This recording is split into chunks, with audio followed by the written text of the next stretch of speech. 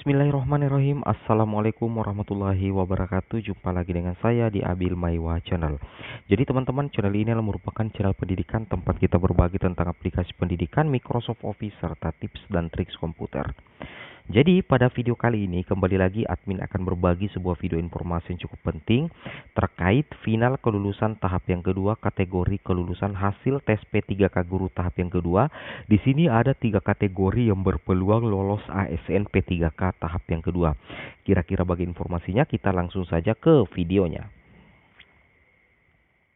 Jadi di sini teman-teman bisa memperhatikan ya bahwasanya di sini ada nilai ambang batas ya, bahwa ini adalah berdasarkan Kemenpan RB nomor 1169 yang mana untuk nilai ambang batas itu terbagi 3. Yang pertama nilai ambang batas kategori 1 ini berdasarkan Permenpan RB nomor 1127 tentang penetapan nilai ambang batas, dan guru honorer yang mencapai nilai ambang batas kategori 1 berarti dia masuk kategori P1.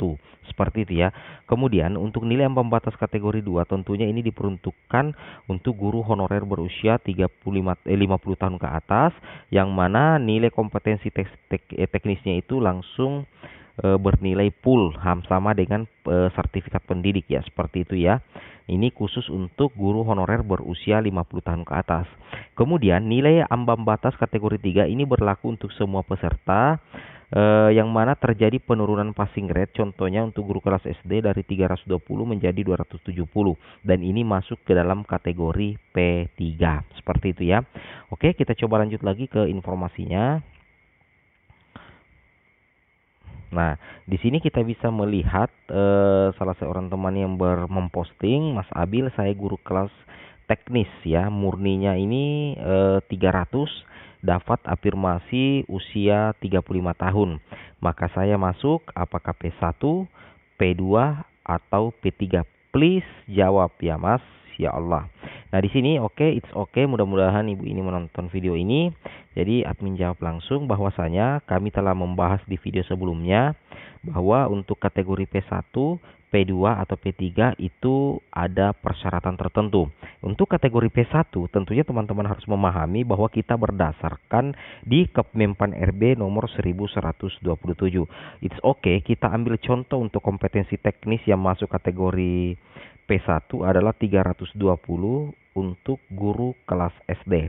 Jadi bagi teman-teman guru honorer yang mampu mencapai passing grade 320 untuk kompetensi teknis, baik itu ketika mendapat afirmasi atau sama sekali tidak mendapat afirmasi dan bisa mencapai 320 atau bahkan melewati, maka teman-teman dipastikan itu teman-teman masuk ke dalam kategori P1. Itu karena tidak ada penurunan passing grade teman-teman ya. Nah, di sini sudah terjawab jelas bahwa ibu ini nilai murninya untuk kompetensi teknis itu 300. Sedangkan dia juga memiliki afirmasi usia 35 tahun atau senilai 75 poin. Jadi, kalau dijumlahkan berarti nilainya itu menjadi 375. Jauh meninggalkan nilai ambang batas yang ditetapkan di Kemenpan RB nomor 1127. Jadi dipastikan ibu ini itu masuk ke dalam P1 ya. Lolos passing grade kategori 1. Dengan catatan wajib juga lolos untuk wawancara dan tentunya sosiokultural dan manajerial. Nah, namun jika misalkan anggaplah seperti ini teman-teman ya, anggaplah misalkan ibu ini ternyata tidak memiliki tidak memiliki usia 35 tahun ke atas. Beliau ini hanya berusia 35 tahun ke bawah. Nah, sedangkan nilai murni di kompetensi teknis untuk guru kelas SD dia mendapatkan hasil tes tahap keduanya untuk kompetensi teknis itu 300. Maka kalau kita lihat di nilai ambang batas P1, ibu ini tidak lolos passing grade untuk P1.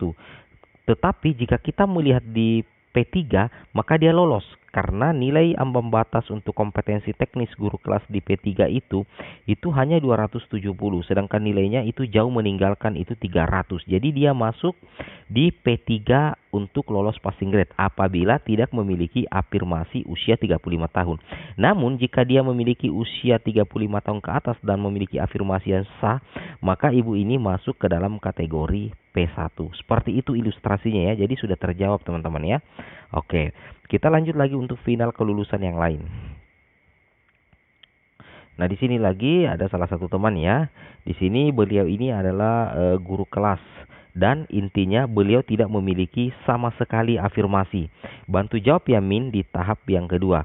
Beliau ini atas nama Bagus Nazra mendapatkan nilai teknis 275, kemudian manajerial 175, kemudian wawancara 37.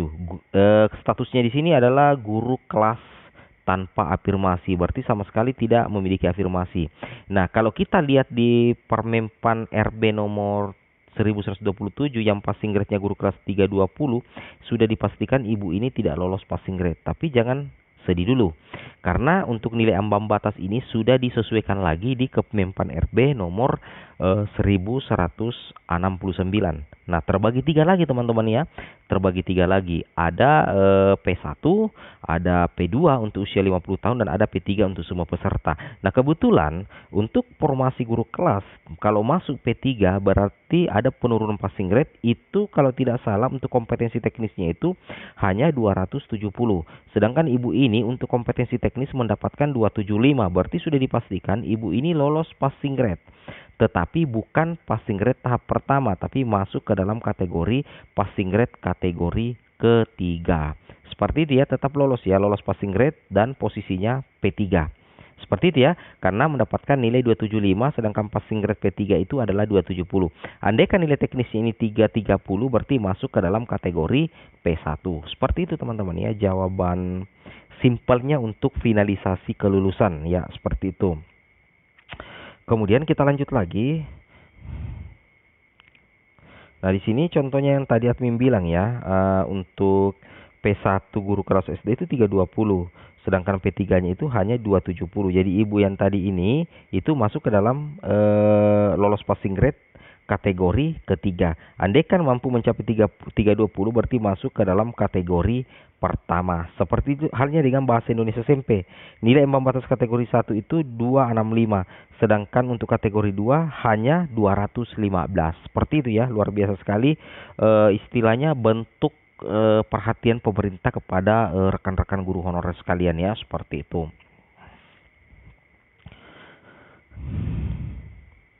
Nah, sekarang kita tambah lagi di sini. Di sini guru beliau bertanya dua kali ya. Oke, tidak apa-apa. Guru kelas nilai teknis 275 tanpa afirmasi.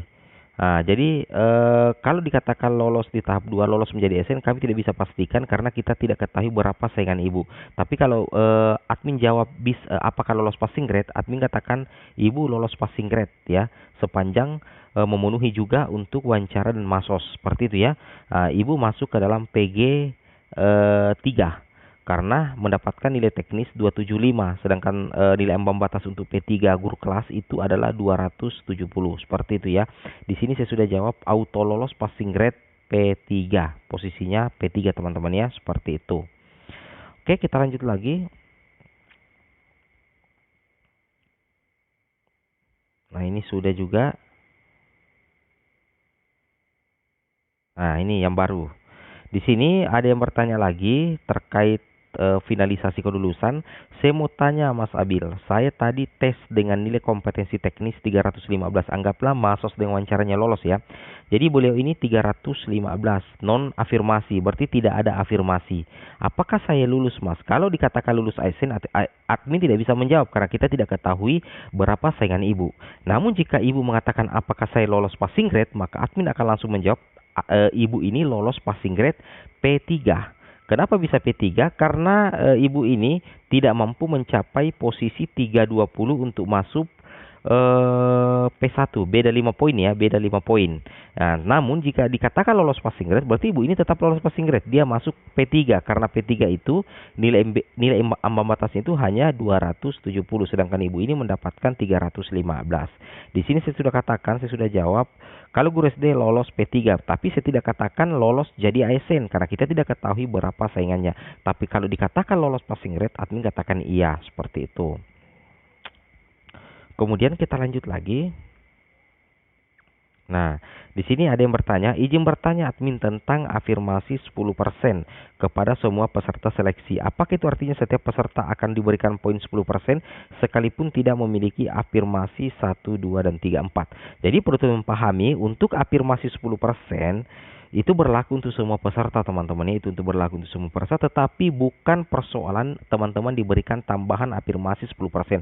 Tetapi afirmasi 10% itu diwujudkan ke dalam penurunan passing rate sehingga sangat berefek di posisi nilai ambang batas kategori ketiga. Seperti itu teman-teman ya. Jadi afirmasi 10% diwujudkan dalam bentuk penurunan passing rate. Misalkan dari 320 guru kelas teknis menjadi 270. Seperti itu ya. Mudah-mudahan bisa dipahami. Nah, di sini lagi ada guru bahasa Indonesia. Guru bahasa Indonesia, sorry ya, kelewatan.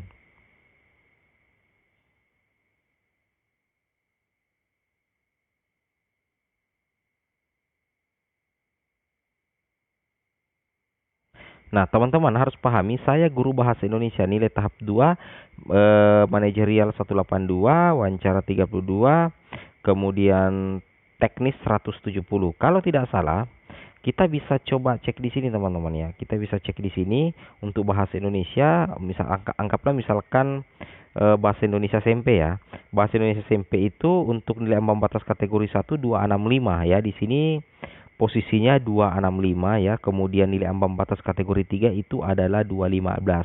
Sedangkan ibu tadi ini hanya mendapatkan 170. Tetapi kalau misalkan ada afirmasinya, anggaplah afirmasi usia atau afirmasi K2 atau afirmasi cerdik, bisa jadi ibu ini lolos menjadi lolos passing grade tahap yang kedua. Tapi kalau tidak ada sama sekali afirmasinya, maka dipastikan tidak lolos karena tidak mencapai nilai ambang batas untuk teknis ya, meskipun wawancara dan masosisi sudah masuk. Nah, di sini kita lihat bahwasanya untuk nilai ambang batas kategori 1 265, sedangkan yang tadi kita cek hanya mendapatkan nilai 170. Diturunkan lagi menjadi 215 di kategori yang ketiga. Nah, seperti itu teman-teman ya. Itu yang harus dipahami. Oke, mungkin cukup sampai di sini videonya. Assalamualaikum warahmatullahi wabarakatuh.